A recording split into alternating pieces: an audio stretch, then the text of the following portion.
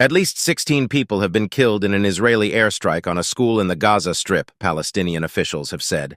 Dozens more have been injured. The building was sheltering thousands of displaced people at Nuseirat refugee camp in central Gaza, according to the Hamas-run health ministry.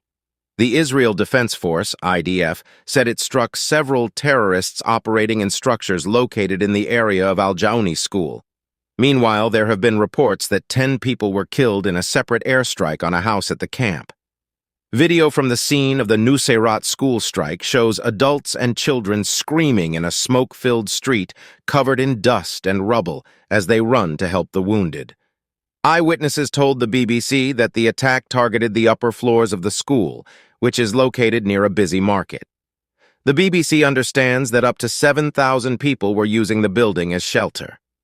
One woman told the AFP news agency how some children were killed as they were reading the Quran when the building was hit.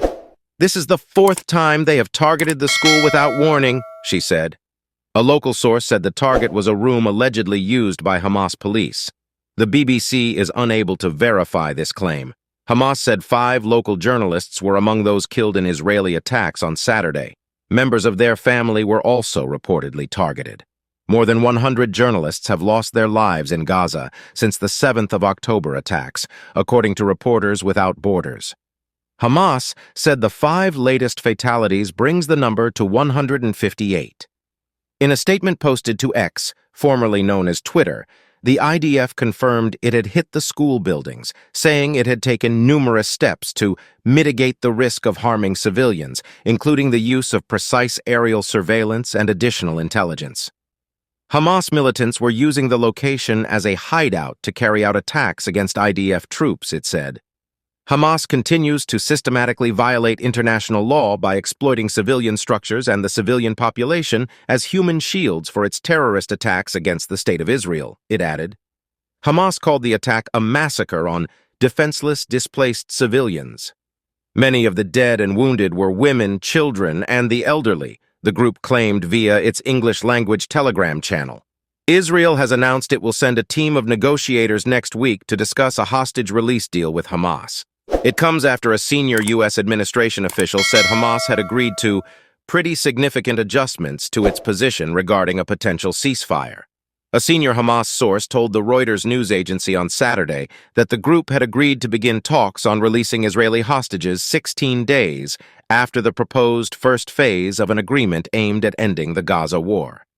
Many schools and other UN facilities have been used as shelters by the 1.7 million people who have fled their homes during the war, which has lasted almost 8 months.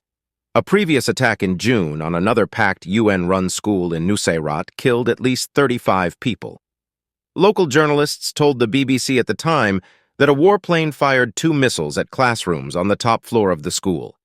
After that attack, Israel's military said it had conducted a precise strike on a Hamas compound in the school and killed many of the 20 to 30 fighters it believed were inside. The head of the UN Agency for Palestinian Refugees, UNRWA, which runs the school, described the June incident as horrific and said the claim that armed groups might have been inside a shelter was shocking, but could not be confirmed. Israel's war was triggered by Hamas's unprecedented attack on Israel on the 7th of October, in which Hamas-led gunmen killed about 1,200 people and took 251 others back to Gaza as hostages. At least 38,098 Palestinians have been killed in Gaza as a result of Israel's offensive, according to the territory's Hamas-run health ministry. Kindly like, subscribe, and share your thoughts in the comments section.